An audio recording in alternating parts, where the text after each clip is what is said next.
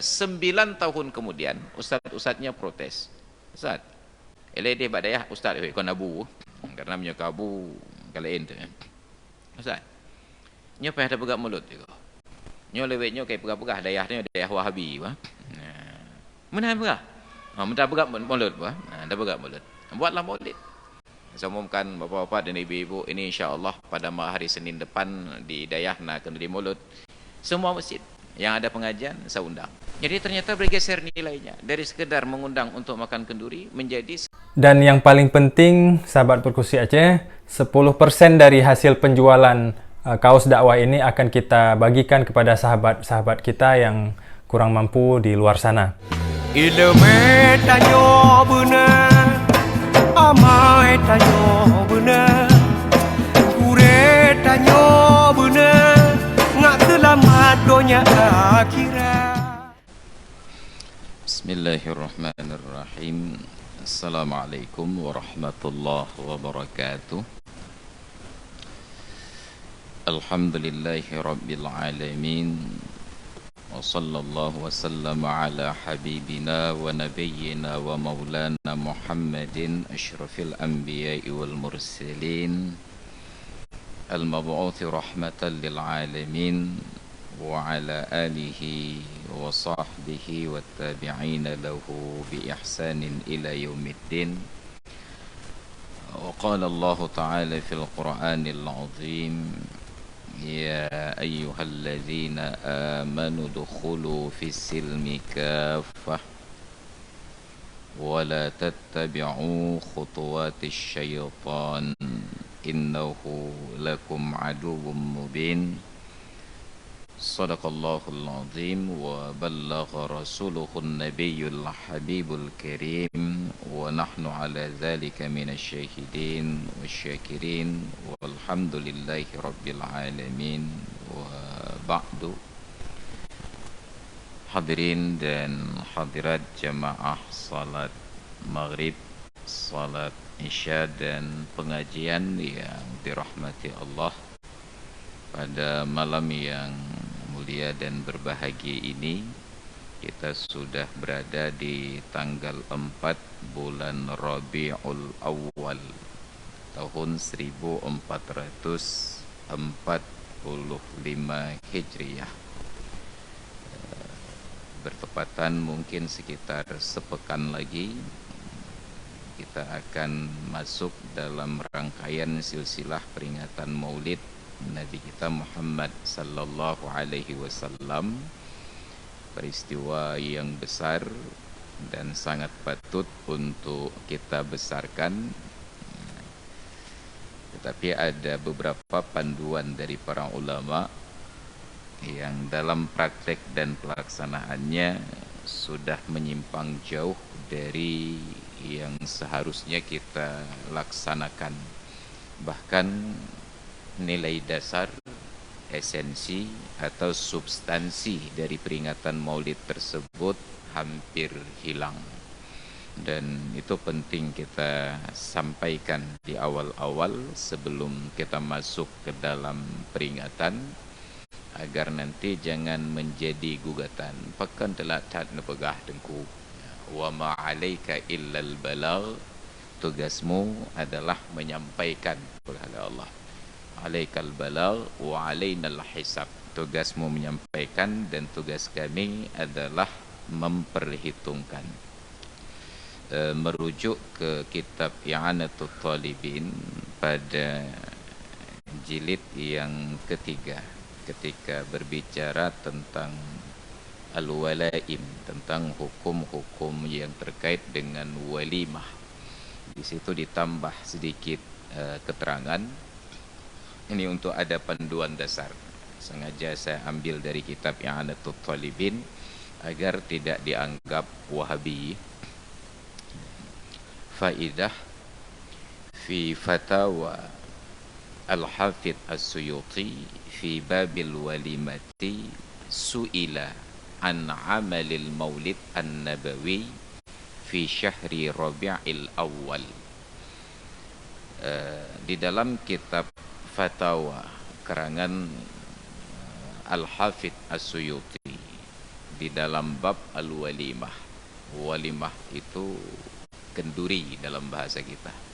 Tetapi sekarang sudah bergeser maknanya menjadi resepsi. Kemudian sekarang sudah jauh lagi namanya berubah menjadi pesta. Jadi bibit nanti akan berubah. Mau kemana? Ada pesta Maulid Nabi. Kalimat kata-kata sederhana tetapi maknanya sangat jauh berbeda dari harapan. Kenduri identik dengan doa-doa, sedangkan pesta identik dengan nyanyi-nyanyi. Makanya sekarang setiap kali ada kenduri pernikahan, ternyata bukan kenduri, memang pesta. Agenda wajib pada setiap prosesi walimatul urus sekarang adalah nyanyi, benauri nang lagu, benauri agam lagu, kedoa nak berlai, yang penting lagu itu. Karena memang judulnya pesta, bukan kenduri. Dan luar biasanya lagi pembawa acaranya itu cik berbencong-bencong menang, berleher-leher betul. Ya, makin leher pembawa acara makin bahagia orang pembawa acara. Dan sayangnya untuk hal-hal yang menyakitkan hati, menyakiti perasaan dan menyakiti pemandangan, sakit mata takalan, semua pihak diam saja. MPU sengap, MAA sengap. MPU hanya ada kritik Malaysia ada nyawa. Tapi tak kritik cik benar dengan cerewet tu agak. Mungkin guru-guru kita ini tidak pernah diundang acara kenduri di gedung-gedung, cuma diundang di menasah-menasah saja. Di menasah belum ada acara nyanyi-nyanyi. Ini pergeseran nilai. Seharusnya kita kembali familiar dengan kata-kata kenduri. Jadi saya baru dapat undangan pesta dari seorang yang seharusnya menjadi motivator. Ada pesta pada daerah Lamnga pesta. Ya, fikir. Jadi fatwa Imam Asyuti dalam bab walimah kenduri. Jadi kita kembalikan kepada bahasa kenduri, bekle resepsi dan bekle pesta. Hanya ada pegat standar gauku, menyana yang undang pesta beda aja, yang undang resepsi beda aja. Hau cina aja aku punya kenduri lenja apa. Dan harus kita sosialisasikan kepada tengku-tengku dan abu-abu. Bila gure-gure tanya abu-abu dan tengku-tengku diundang kenduri, silahkan. Tapi kalau diundang resepsi dan pesta, coba aja nyangkan tempat kamu. Kalau beliau masih juga mengabaikan persoalan-persoalan sepele, nyan baru sepele, belum se-Maradona. Pele keraya panjang udah. Maradona agak tuan wujud. Kalau hal-hal yang sepele begini, hal-hal yang besar itu dianggap sepele, maka nanti akan lebih parah lagi. Jadi dalam bab walimah ditanyakan kepada beliau, apa pertanyaannya? An amalil maulidin nabawi fi syahri rabi'il awal, tentang mengerjakan maulid nabi. Tidak disebut kenduri, pelaksanaan maulid nabi. Amal itu bukan kenduri, pekerjaan pelaksanaan maulid nabi fi syahri rabi'il awal, pada bulan Rabiul Awal. Ini juga terjadi pergeseran. Referensinya itu hanya menyebutkan bulan Rabiul Awal, tapi di Aceh berlanjut Rabiul Awal, Rabiul Akhir, Jumadil Awal sampai dengan Jumadil Akhir. Yang jangan ditanyanya lang kita apa dah baca. Wallahu a'lam. Tapi kalau di bulan Rabiul Awal sudah terdapat keterangan di sini. Cuma Nabi tidak merujuk kelahiran beliau kepada bulan dan kepada tanggal. Nabi merujuk kelahiran beliau kepada hari. Jadi dalam hadis riwayat Abi Qatadah dalam kitab Sahih Muslim disebutkan tentang fadilah puasa sunat di hari-hari tertentu. Ketika sampai pada pembahasan puasa sunat hari Senin, apa kata beliau? Zaka yaumun wulidtu fihi wa unzila alayya fihi au ub'atsu fihi. Adapun hari Senin, kenapa kita berpuasa sunat hari Senin? Fadzaka yaumun wulidtu fihi, maka itulah hari aku dilahirkan padanya, wa unzila alayya fihi, dan diturunkan wahyu Al-Quran kepadaku padanya, au ub'atsu fihi, atau aku dibangkitkan, dilantik menjadi nabi pada hari tersebut. Salah seorang pensyarah kitab Sahih Muslim adalah Imam An-Nawawi. Jadi ketika mensyarahkan hadis ini, beliau menyatakan, hadza aqwa wa asahhu dalilin ala masyru'iyyati amaliyatil maulid. Ini adalah dalil yang paling sahih dan otentik tentang disyariatkannya pelaksanaan maulid oleh Syekh Atiyah Saqar di dalam kitab beliau, kitab fatwa juga, min ahsanil kalam fi fatawal ahkam. Syekh Atiyah Saqar, beliau memberikan keterangan. Apa kata beliau? Nabi menyebutkan puasa sunat hari Senin karena hari itu beliau dilahirkan, memberikan kesan bahwa Nabi senang hari kelahiran beliau itu dikenang oleh umat. Cuma yang dicontohkan oleh Nabi adalah dalam bentuk ibadah puasa, sedangkan kita mempraktekkan dalam bentuk berbuka puasa. Cuma ada di negeri ini beberapa komunitas masyarakat, suku, bangsa, yang hari kelahiran mereka peringati dalam bentuk puasa. Salah satunya adalah suku Madura. Saya ingat dalam sebuah undangan ceramah maulid di Aceh Jaya, di Calang, kebetulan lokasinya itu di lapangan Kodim. Hadir dan dimnya waktu itu Letnan Kolonel Heru Saleh, sekarang mungkin sudah Brigjen beliau. Sambil menanti acara dimulai, beliau cerita, ketika sampai materi saya pada Nabi mencontohkan peringatan hari kelahiran dalam bentuk puasa, apa kata beliau?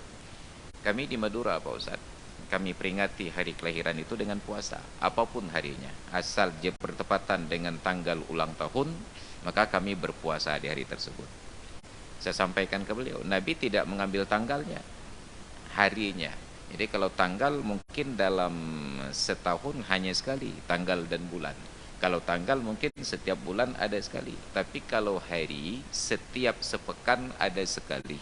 Maka setiap hari Senin Nabi berpuasa. Tidak masalah dalam bentuk kenduri, yang penting ada nilai-nilai kebaikan. Apa kata beliau? Wal jawabu indi, dan jawaban atas pertanyaan itu. Jadi ada beberapa pertanyaan. Ma hukmuhu, hukumnya apa? Min haitsu syar'i, dari sudut pandang syariat. Pertanyaan yang kedua, wa hal huwa mahmudun, adakah pelaksanaan peringatan maulid itu terpuji, au mazmumun, ataupun tercela? Yang ketiga, wa hal yusabu fa'iluhu aula, apakah orang yang mengerjakannya itu dapat pahala ataukah tidak? Qala, Imam As-Suyuti menjawab, wal jawabu indi, dan jawaban menurutku, kata beliau. Beliau katakan jawaban menurutku, bukan menurut hemat saya, karena beliau tidak berhemat dalam jawaban. Intinya udah hemat-hemat, menurut hemat saya, baca habis jawaban. Apa kata beliau? Menurut saya, anna asla amalil maulid, bahwa asal pelaksanaan maulid, bentuk asalnya. Seperti apa bentuk asalnya?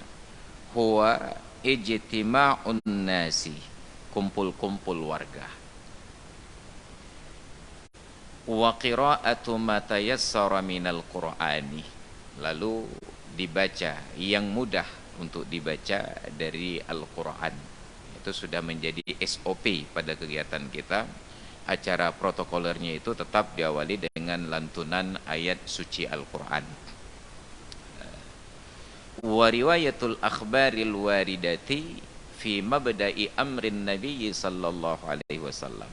Dilanjutkan dengan membaca berita-berita yang datang terkait awal keadaan Nabi sallallahu alaihi wasallam, mulai dari kondisi sosial masyarakat Arab di kala itu, kemudian keluarga dari ayah Nabi Abdul Muttalib bin Hashim bin Abdul Manaf, keluarga dari ibu Nabi, Wahab bin Abdul Manaf bin Zuhrah, dan kemudian perkembangan ayah dan ibu Nabi sampai mereka menikah. Ada proses bagaimana ayah Nabi akan dijadikan kurban, disembelih, kemudian selamat dengan tebusan 100 ekor unta. Lalu di hari yang sama pelaksanaan penyembelihan unta-unta tersebut, Abdullah dibawa oleh Abdul Muttalib ke rumah Wahab bin Abdul Manaf untuk dinikahkan. Proses dalam perjalanan bertemu dengan Qutailah bintil Asad yang menggoda Abdullah, sampai akhirnya Muhammad lahir. Ayahnya meninggal dunia, Muhammad lahir, disusui oleh beberapa orang wanita, kemudian berpindah ke perkampungan Bani Sa'ad di rumah Halimah binti Sa'diyah, Halimatus Sa'diyah. Kemudian hal-hal di masa kecil Nabi, proses belah dada, itu yang seharusnya diceritakan pada momen maulid. Tapi ternyata ceramah maulid kita isinya tutorial tentang berpacaran. Kibancara Abdullah Gerayu Aminah Jamun Banglah Deknah, macam cerita dia, melecehkan keberadaan ayah dan ibu Nabi. Nauzubillah. Mungkin tujuannya hanya untuk lucu-lucu, alih paidu lucu, na wallahu alam. Wa ma waqa'a fi maulidihi minal ayat, dan peristiwa-peristiwa yang terjadi seiring kelahiran beliau dari tanda-tanda. Tidak disebut mukjizat. Mukjizat itu terjadi setelah seorang manusia dilantik menjadi rasul. Tapi manusia yang belum dilantik namun akan menjadi rasul, hal-hal luar biasa yang terjadi padanya dinamakan dengan irhas. Jamaknya irhasat. Jadi ada 8 perkara-perkara yang anomali, menentang hukum alam, khariqun lil adah. 4-nya baik, 4-nya buruk. 4 yang baik itu ada yang paling tinggi namanya mukjizat. Di bawahnya itu ada disebut dengan karamah. Kemudian di bawahnya ada irhasat, di bawahnya ada karamah, dan di bawahnya sekali disebut dengan maunah. Maunah itu mungkin kita melihat ada orang dalam sebuah kendaraan terjadi kecelakaan, yang lainnya meninggal dunia ataupun luka-luka, tetapi dia selamat sendiri. Beta pegah mati kecelakaan, maunah. Atau ada 2 orang, 3 orang berjalan di ruang publik, di jalan raya, ditabrak oleh kendaraan, 2 orang kanan dan kiri meninggal dunia atau luka-luka, tapi yang di tengah aman-aman saja. Padahal dia tidak bertapa di Gunung Gerudung, tidak sakti mandraguna, maka disebut dengan maunah. Maunah, karamah, irhas, kemudian ada yang namanya mukjizat. Nanti ada 4 yang buruk. Yang paling tinggi yang buruk itu adalah sihir, itu amrun khariqun lil adah. Kemudian di bawahnya ada, saya lupa bahasa fikih, bahasa mereka menyebutnya seperti sulap. Kemudian ada istidraj.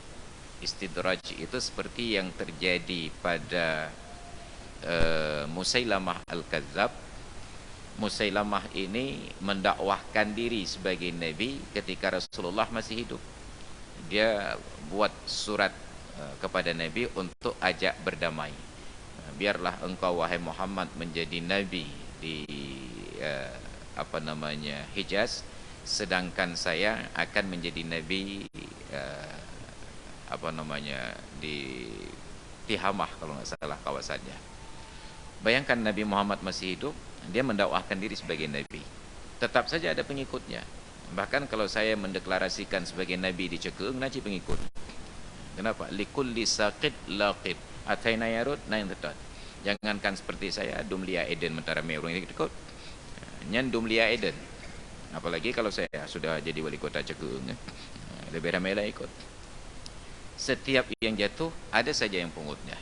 Ada fikir lagi bakai-bakai penanji Az-Zaitun, Panji Gumilang, nanti yang tetap. Yang tetap ikan cilet-cilet, berbintang-bintang. Nauzubillah. Kemudian ketika pengikut Nabi Muhammad merasakan mukjizat, pengikut-pengikut Musailamah ini juga menantang nabinya. Wahai Musailamah, nabi kami, mereka yang ikut Muhammad merasakan keajaiban dari Muhammad. Tidak disebut mukjizat, merasakan keajaiban dari Muhammad. Ada yang buta matanya, diusap oleh Muhammad, bisa melihat. Ada yang sakit matanya, diusap oleh Muhammad, sembuh. Maka kami juga menginginkan hal yang sama pada dirimu. Mututah tu, palsu. Tapi dia mencoba keberuntungan. Dia berdoa juga kepada Allah.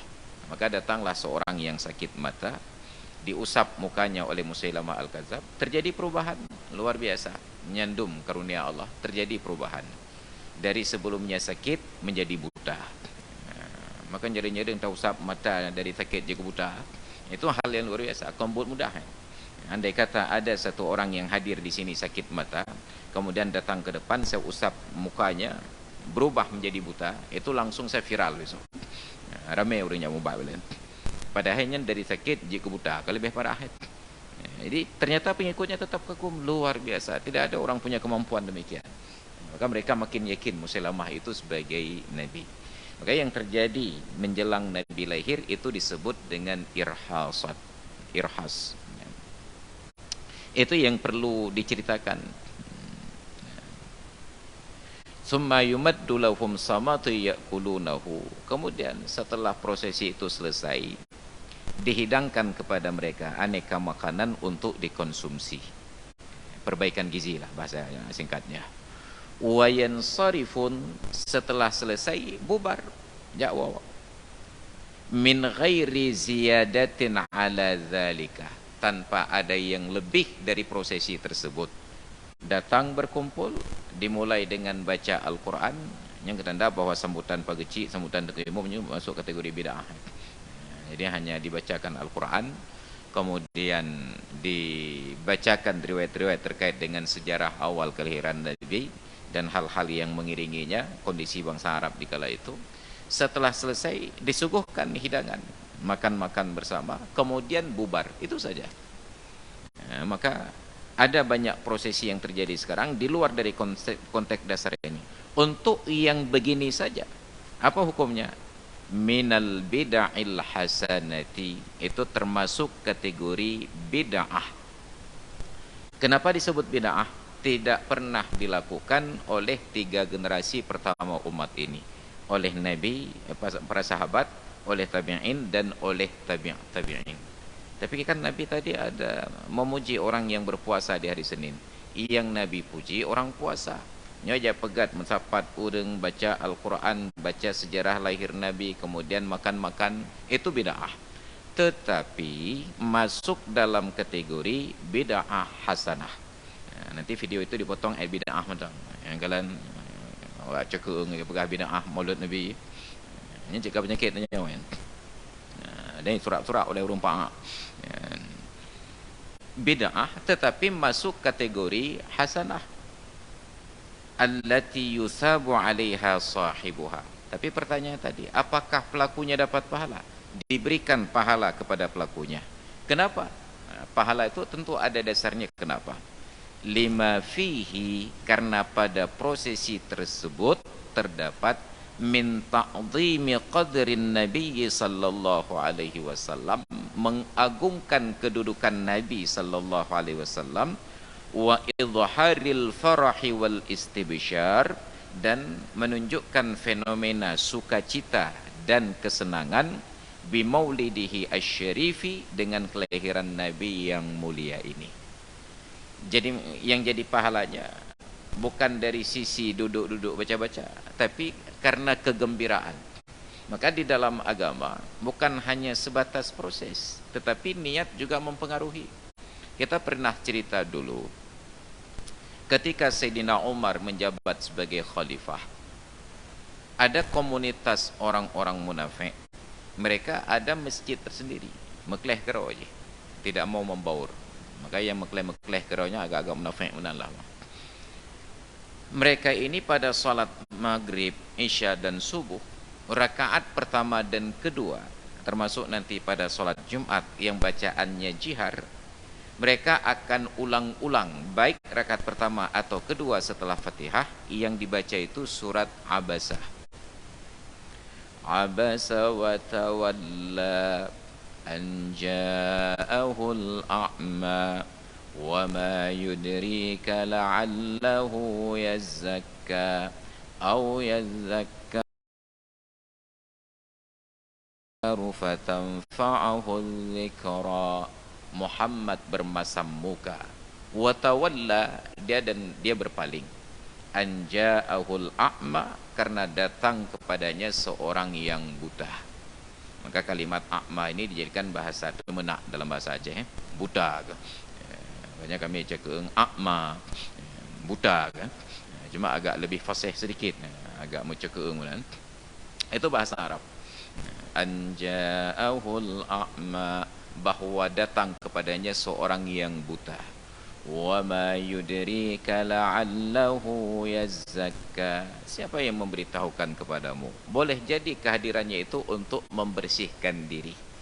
Dibaca ayat ini berulang-ulang sampai informasi ke telinga Sayyidina Umar, wahai Amirul Mukminin, komunitas orang-orang munafik di sudut sana, di tempat ibadat mereka, itu setiap salat fardu dan salat sunnat yang bacaannya jihar, baik rakaat pertama atau kedua setelah Fatihah, mereka selalu membaca surat Abasah.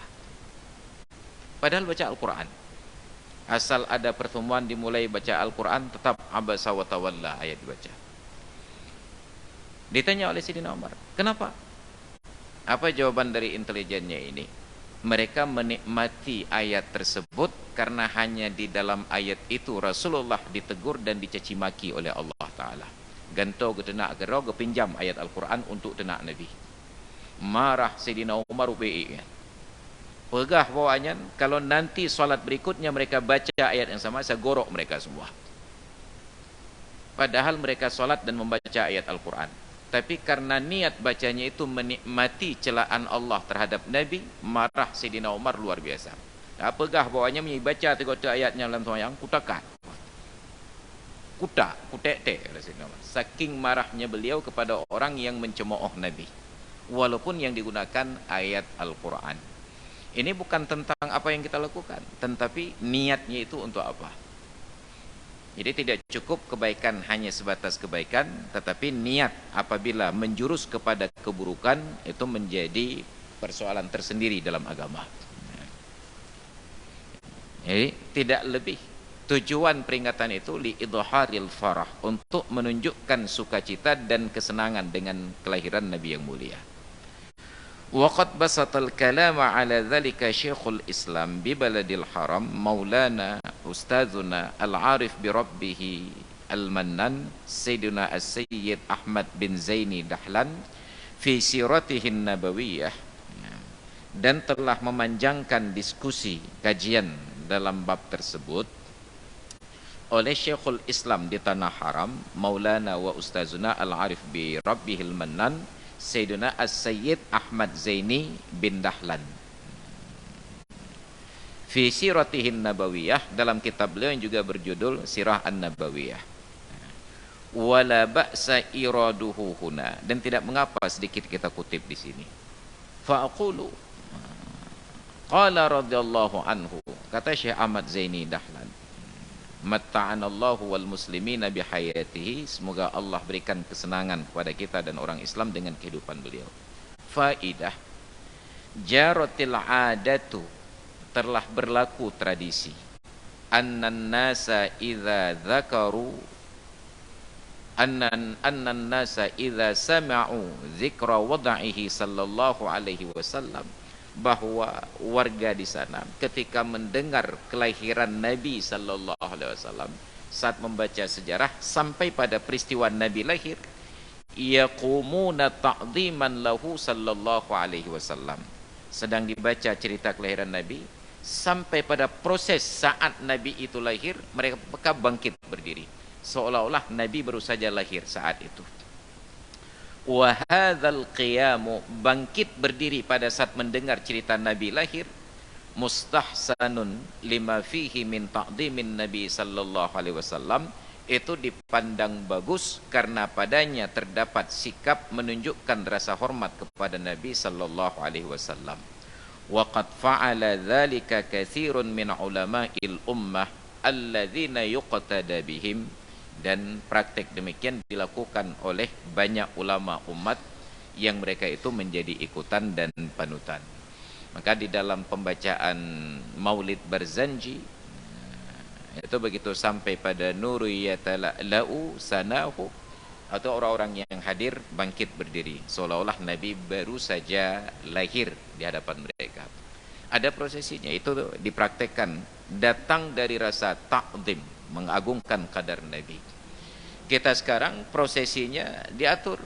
Ketika akan membaca salawat, kita bukan tergerak untuk berdiri karena mengagungkan Nabi, tetapi karena diperintahkan oleh pembawa acara.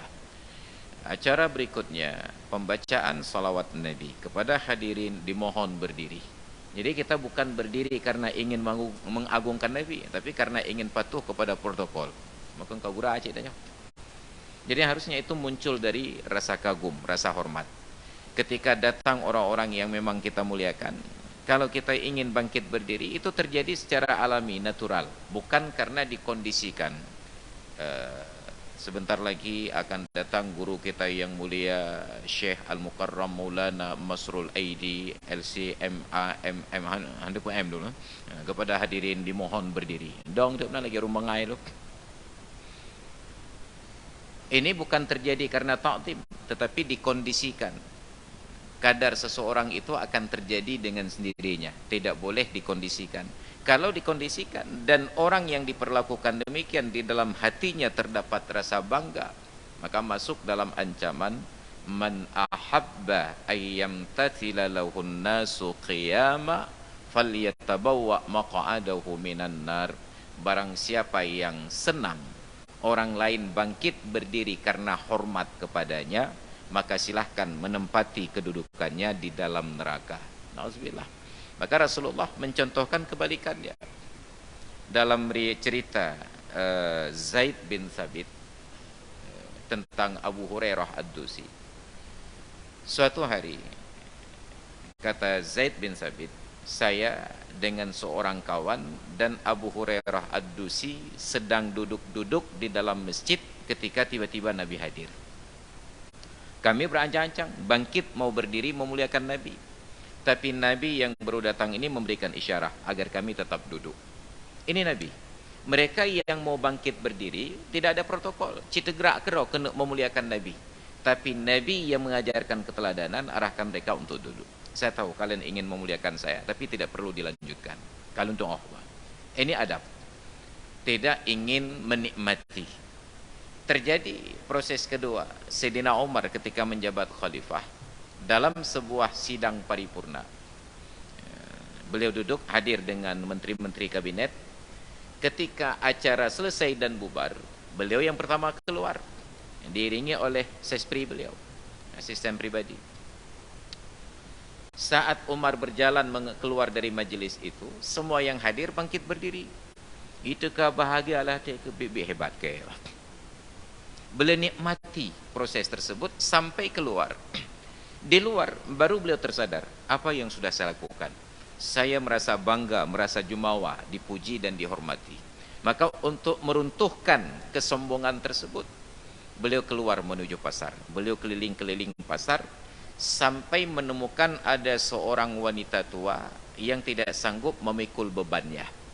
Naguni gejak gulam, haik ke gulam.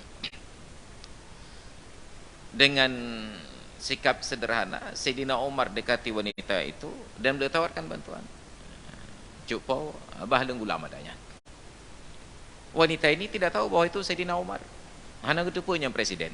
Karena hana gitu baju putih lu hitam. Enggak tahu bahwa itu Sayyidina Umar. Karena ada yang menawarkan bantuan, orang Arab ini enggak ada basa-basi. Saya pernah mengalami kondisi tersebut ketika berangkat haji 2004 dari Mesir, naik kapal laut. Kami berada di lantai 3 dari jalur keluar. Saya perhatikanlah, ada seorang wanita Mesir membawa kopor, rau bemejanya kopor. Tapi dia tidak minta bantuan, dia mandiri, tidak merepotkan orang lain. Cuma sebagai pria cut keeng, saya merasa tersinggung. Maka saya bilang ke kawan saya, sekarang kawan saya itu bekerja sebagai panitera muda di Pengadilan Agama di Jento. Saya bilang, hai, tolong jaga barang tu. Saya datang, saya dekati, saya tawarkan bantuan. Nggak jawab mentang-mentang, anak basa-basi. Yang dari lantai 3 saya bawa turun sampai ke bawah, kalau lagi porter dari jik barang. Apakah ada kalimat rasa terima kasih, syukran, dan lain sebagainya? Hana, biasa untuk ngecok, seolah-olah tidak ada bantuan sama sekali. Yang tajak puh hati berlalu pulang lelaki ongkoh terima kasih tak. Ini saudara tradisi, memang orang Arabnya kiban cerah menang bekah je. Nyata mudik di Arab tiurau ke jantung tu. Ditawarkan bantuan oleh Sayyidina Umar, dikasih begitu saja. Begitu Sayyidina Umar mau angkat barang tersebut ke atas punggungnya, asisten pribadi beliau menegur, wahai Amirul Mukminin, lalu untuk apa saya sebagai asisten Anda kalau sampai barang ini saja harus Anda yang membawanya? Marah Sayyidina Umar. Beliau hadap asisten itu lalu katakan, katanggung dia syakir di akhirat tengok. Kamu sanggup pikul dosa saya di akhirat nanti? Oh enggak. Nah, kalau enggak diam. Maka diangkut oleh Sayyidina Umar, diantarkan ke rumah orang tua tersebut. Begitu sampai di sana, kata orang tua ini, naci kalimat mentona terima kasih. Bukan terima kasih. Andai kata Amirul Mukminin dumgat akairan, kaman nang gerok.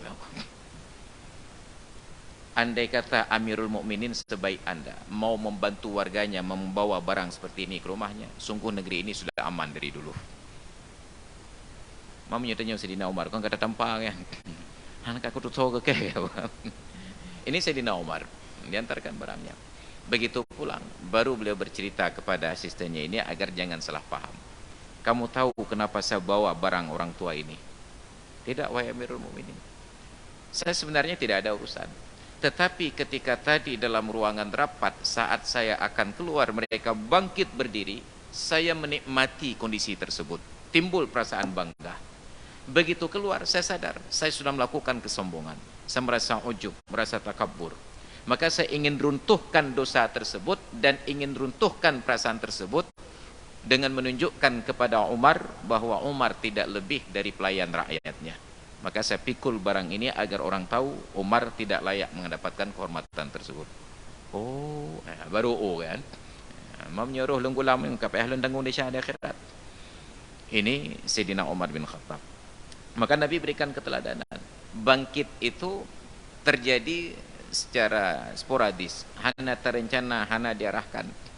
Nah, maka anomalinya bagi kita, ketika bersolawat harusnya kita bangkit berdiri karena rasa kagum, bukan diarahkan. Sebab solawat tidak mengharuskan kita berdiri.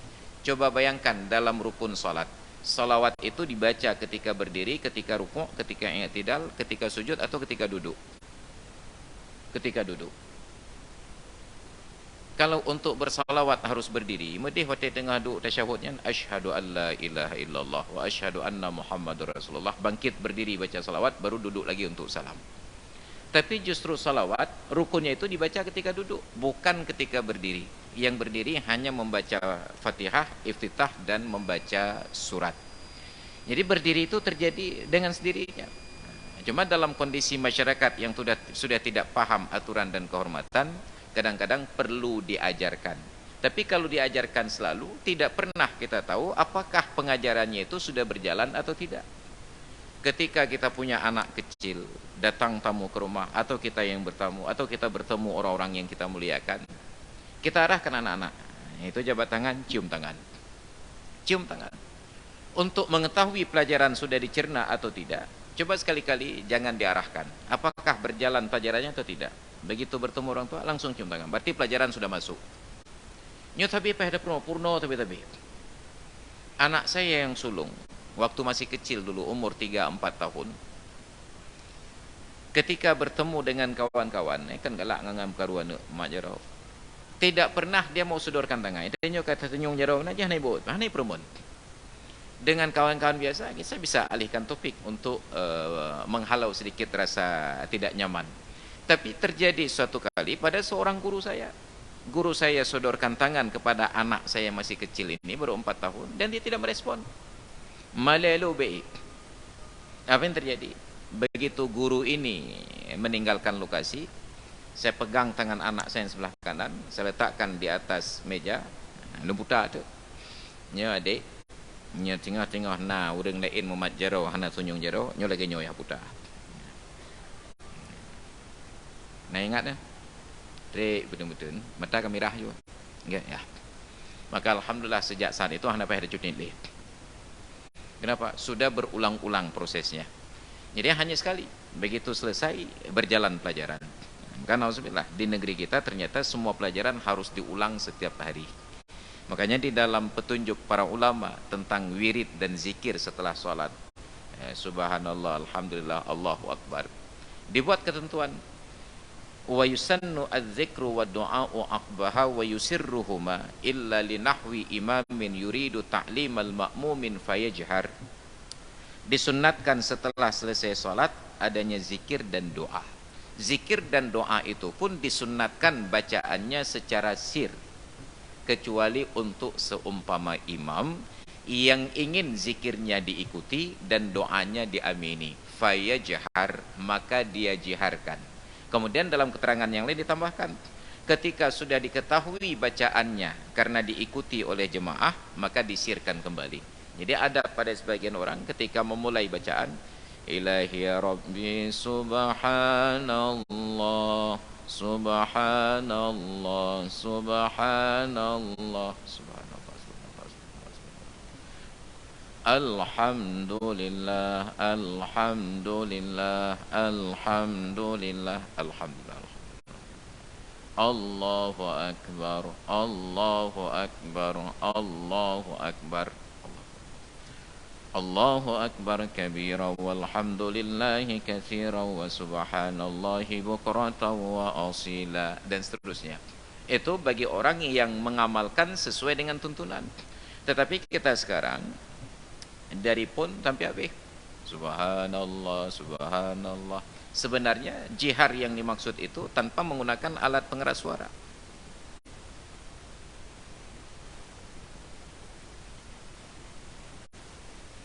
Subhanallah, subhanallah itu bukan jihar. Itu namanya raf'us shad ataupun mukabbirus shad, membesarkan suara. Maka alat seperti ini dalam bahasa Arab disebut mukabbirus sauti, pembesar suara. Dalam bahasa Inggris disebut dengan loudspeaker. Loud membesarkan, speaker orang yang berbicara. Sampai ke cekeung jadilah loudspeaker. Loudspeaker membesarkan suara orang yang berbicara. Kalau saya jadi imam, mungkin saat sholat clip on-nya itu di sini. Tapi begitu selesai sholat ketika akan wirid, saya turunkan kadar sejengkal agar suaranya itu jangan terlalu keras menggelegar. Sedangkan sebagian yang lain ketika sholat mic-nya di sini, tapi begitu selesai sholat mic-nya di sini. Lambabah kita, jadi lebih rayu langsung. Maka bukan salah orang yang menggugat, tetapi kita yang tidak paham terjemahan secara harfiah pilihan kata. Ada kalam nafsi. Apa itu kalam nafsi? Ucapan yang di dalam batin kita. Misalnya ini udah berkumandang azan Isya, saya belum selesai, ada yang bicara ngomong dalam hati, tengkunya apa nak piuh kelam, tapi enggak terdengar suara, itu disebut dengan kalam nafsi. Nanti ada yang talafut. Talafut itu menggerakkan lidah, menggerakkan mulut untuk melafalkan huruf-hurufnya walaupun tidak keluar suara. Kalau keluar suara terdengar pada telinga sendiri atau telinga orang sebelahnya disebut dengan sir. Kemudian berbicara normal itu disebut dengan jihar. Subhanallah, subhanallah itu jihar. Tapi kalau di sini subhanallah, subhanallah itu raf'us shad, meninggikan suara. Maka ada kadar-kadar, ada derajat-derajatnya. Jadi konsep-konsep itu harus dikembalikan kepada pemaknaan dasar dari setiap kata. Karena ma at-tabaduru dilalatun 'alal haqiqah, yang segera terbayang di benak kita itulah makna yang sebenarnya. Ini peringatan Maulid Nabi. Maka sebatas orang datang baca Al-Qur'an, baca sejarah kelahiran Nabi, makan-makan pulang. Pertanyaannya, selama kita ikuti prosesi kenduri maulid, undangan maulid, pat yang na lagi aturan. Datang kumpul-kumpul, baca Al-Quran, baca sejarah lahir Nabi, makan, pulang. Tidak ada. Kita buatlah kenduri. Nah, kenduri ini bagus karena dalam Islam salah satu di antara dua pekerjaan yang paling mulia adalah memberi makan. It'amut ta'am wa ifsya'us salam. Memberi makan dan mengucapkan salam. Namanya memberi makan. Siapa yang paling utama diberi makan? Orang lapar. Kapan diberi makan? Ketika lapar. Sedangkan kenduri maulid kita enggak sempat lapar. Kalau nanti di kampung Prada dibuat kenduri maulid, mungkin ada sekitar paling kurang 10 rumah buat kenduri.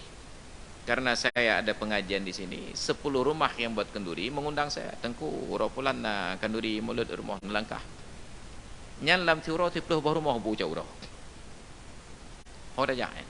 Nyan baru di Pradam tak galai cekung tu. Itu bahkan sekedar datang saja. Kalau setiap satu rumah 15 menit, maka 10 rumah 150 menit. Lehajum untuk bu jauh roh mentang. Makannya saja sudah menjadi masalah. Dan ternyata ada masalah lagi. Datangnya itu nggak bisa tangan kosong, lenggang kangkung goyang kerawang, payah tiji. Taka. Kan taka. Payah tiji taka. Berapa banyak? Sesuai dengan kenderaan. Jak ngai tangan 3 kilo, ngah Honda 3 kilo, ngah motor 2 kilo hanya kurang. Dan musibah tahun ini untuk para caleg. Nyan caleg, nyan insyaAllah 2 ton taka habis lah mulutnya. Itu untuk kabupaten kota. Untuk yang provinsi, mungkin payah blow pabrik taka kan. Han tajak ke gundang. Tajak mana mentang, han tabat apa, han pilih. Oh tabat tipu apa, kalau dia je pilih. Jadi akhirnya, rusaklah suasananya. Jadi karena kondisi-kondisi tersebut, saya buat pertimbangan. Ternyata lama-kelamaan kenduri maulid ini bukan lagi kenduri. Itu sudah semacam show of force. Unjuk kekuatan. Saya tidak paham sebelumnya. Di pesantren saya, buat maulid tahun 2008. Lalu vakum 2009, 10, 11, 12, 13, 14, 15, 16, 17. 9 tahun kemudian, ustaz-ustaznya protes. Ustaz, dia badayah ustaz, kau nabu. Karena menyukabu, kalian tu. Ustaz, nyapa ada pegang mulut juga. Dan berapa ke apa dia pegang. Tajak bak mulut kau mentang. Tajak mulut kau mentang. Kau mana Ustaz?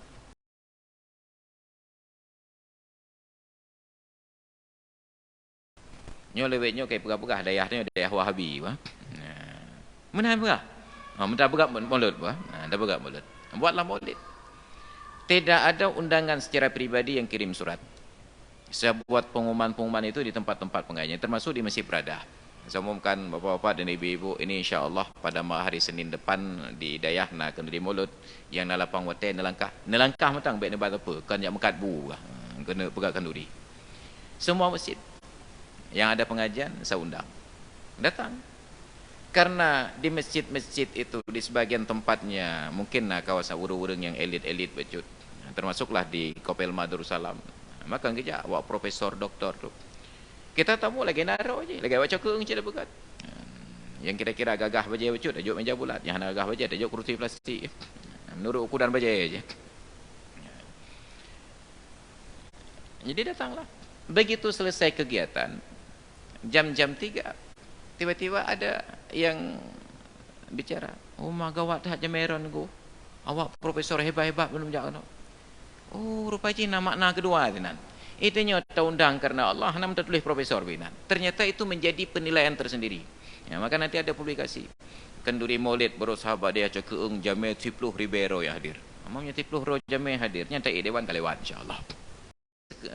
Kegiatan untuk tunjuk kekuatan bahwa saya punya komunitas sebanyak ini. Terjadi pergeseran itu pelan-pelan. Nauzubillah summa nauzubillah. Maka yang harus kita perhatikan, kalau memang kita semangat buat maulid, tahun ini kondisi ekonomi sulit, berat ada. Saya diskusi dengan beberapa orang kawan para pedagang, ada yang sudah tidak sanggup bayar sewa toko. Mana lagut? Di kampung-kampung harga beras naik, gas naik, semua naik, yang turun cuma harga diri. Kalau memang kita serius buat maulid untuk membantu masyarakat, maka cara yang paling bijak, jangan di rumah.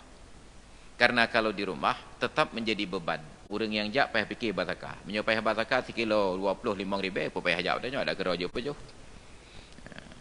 Nyan 3 kilo, menyo 2 kilo 50,000, apa payah jak dah ba abu kuah belangong yang pitro apa jo.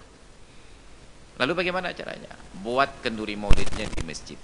Datang misalnya di Prada tahun ini ditawarkan oleh Pak Geci. Ini siapa warga Prada yang ada rencana buat maulid?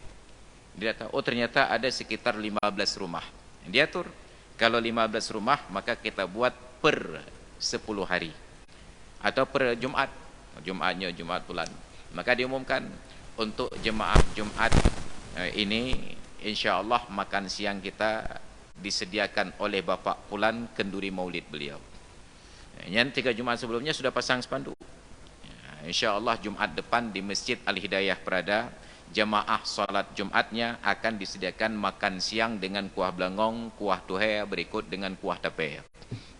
Kenduri maulid dari Bapak Pulan. Tinggal lapor setiap Jumat. Jadi insyaAllah mahasiswa-mahasiswa kena jumlah-jumlah. Kena bantu. Itu baru tepat sasaran. Nanti oh ternyata ada niat untuk naik caleg, tinggal pasang foto. Oh, jangan lupa pilih saya, tulis nama YouTube. Nyan mulut jadi kampanye jadi. Nanti kalau digugat oleh Bawaslu, oleh KIP, bukan hanya kan kampanye apakah kenduri maulid, wah. Maka peci tulis jangan lupa pilih saya. Hanya mayang-mayang. Insya-Allah. Kalau itu yang kita lakukan, nyan ada Wahabi pernah bengeh dah buka mulut. Kenapa? Tepat sasaran. Tapi kalau kita buat di rumah, satu rumah saja yang buat masih bermasalah. Apalagi di dalam hari yang sama ada banyak rumah yang buat kenduri. Kenapa? Karena kampung kita hari ini tidak mempersiapkan lingkungan yang siap untuk kenduri. Jika tabah rumah kenduri macet jalan kampung. Mau itu metiploh buah rumah pegak kenduri. Jangan egois berfikir yang penting tamu sampai saya. Bagaimana perjuangan tamu untuk sampai ke tempat Anda wallahu alam. Maka kalau semangat ingin buat kenduri, harus lebih semangat mempersiapkan infrastruktur kenduri. Jalan harus lapang-lapang. Dekedi parkir wiunin mentang jet selisih kendaraan matengah. Oh sudah terlanjur sempit jalan, maka ajak warga kalau memang semangat kenduri ploh pagi. Atau setidak-tidaknya kalau ada satu rumah warga kenduri, tetangga-tetangganya itu bukalah pintu pagar. Heboh motor jeme kajak parkirlah rumahnya. Nyo tetangga pegat kenduri, ganyan hanai rumah pagi kunci lepas kueh-kueh orang Aceh duitnya. Kunci pintu pagi.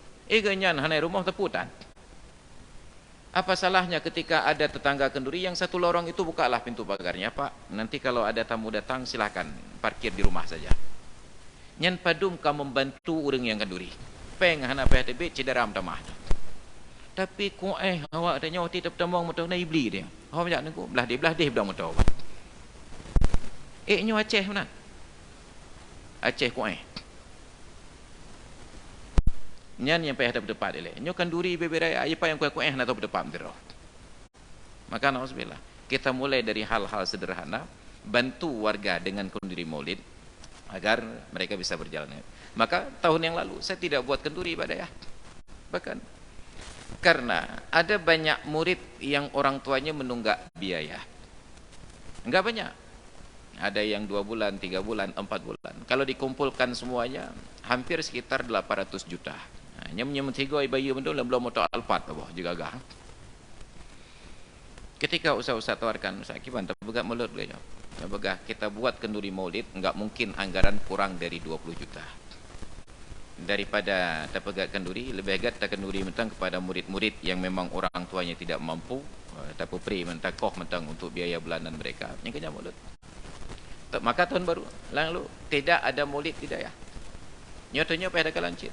Nyamnya hana terpegat apa jadi pegah Wahabi lah. Nya pegah Aceh pada pegat lah. Padahal untuk pegat kenduri ibadah ya. Kenapa saya sebut 20 juta? Sudah ada yang tawarkan lembu. Mina pegat mulut engkau nak pegat hana lemah pada nak. Na padumro yang tebak lemah. Maka jima ngak pegat mulut pada ya. Yang repair ke amplop pada nyo. Breh na urang ba engkot na urang ba Bandung na urang ba. Menan tro jame mak jaro nya hanya mak jaro ba urang ba mak jaro ba tengku. Nya tengge peduk tah budaya ta bo. Insyaallah je dah belum pada ulam lah ya. Ini yang harus kita pertimbangkan. Maka kalau benar kita ingin kenduri maulid, buatlah yang sesuai, yang benar-benar membantu orang-orang yang sedang sulit dalam kondisi zaman sedang susah sekarang ini. Kita sudah melihat bagaimana sawah kering, tidak ada air dan tidak ada yang tanam padi. Ketika petani tidak ada padi, tidak tanam padi, dan saat itu harga beras meningkat tinggi. Tapi yang kenduri yang kurang je. InsyaAllah pokoknya kuah belangong. Maka hadirin dan hadirat sekalian yang dirahmati Allah, demikian pengantar kajian kita di malam ini. Karena sudah jam 10 lewat 5 menit, sudah 15 menit sejak berkumandang azan Isya. Kita padakan dulu sampai di sini, dan insyaallah kita lanjutkan lagi materi ini, meluruskan persepsi yang keliru tentang pelaksanaan kenduri maulid pada pertemuan yang akan datang sampai kita rayakan maulid Nabi Muhammad sallallahu alaihi wasallam. Amin ya rabbal alamin. Wallahu a'lam bissawab wa ilaihil marji'un wal ma'ab. A'udzu billahi minasyaitonir rajim. Bismillahirrahmanirrahim. Alhamdulillahi rabbil alamin wassalatu wassalamu ala sayidina Muhammad wa ala alihi wa sahbihi ajma'in. Allahumma rzuqna fahman nabiyyin wa hifdzal mursalin wa ilhamal malaikatil muqarrabin. Allahumma 'allimna 'ilman yanfa'una wanfa'na bima 'allamtana wa zidna 'ilman wa fahman wa alhiqna bis salihin. Rabbana ighfir lana dhunubana wa liwalidayna warhamhuma kama rabbayana shighara wa li jami'il mu'minina wal mu'minat wal muslimina wal muslimat al ahya'i minhum wal amwat innaka sami'un qaribun mujibud da'awati ya qadiyal hajat. Allahumma ja'al jam'ana hadha jam'an marhuma wa tafarruqana min ba'dihi tafarruqan ma'suma wa la taj'alna wa la fina shaqiyyan wa la mahruma. Rabbana taqabbal minna du'aana innaka antas sami'ul alim wa tub 'alaina innaka antat tawwabur rahim. Rabbana atina fid dunya hasanah wa fil akhirati hasanah wa qina 'adzaban nar. Wa sallallahu ala sayidina Muhammad wa ala alihi wa sahbihi ajma'in. Walhamdulillahi rabbil alamin. Al-Fatihah. Bismillahirrahmanirrahim.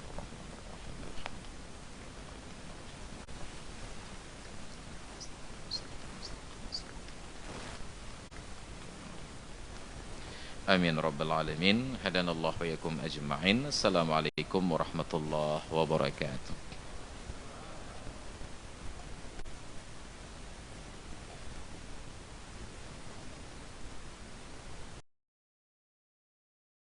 Bahasanya mirip bahasa Padang Buis.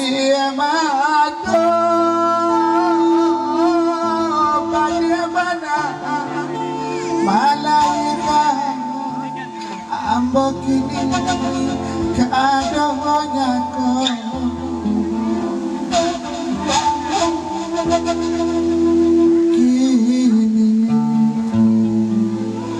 hayalat dia Uma ala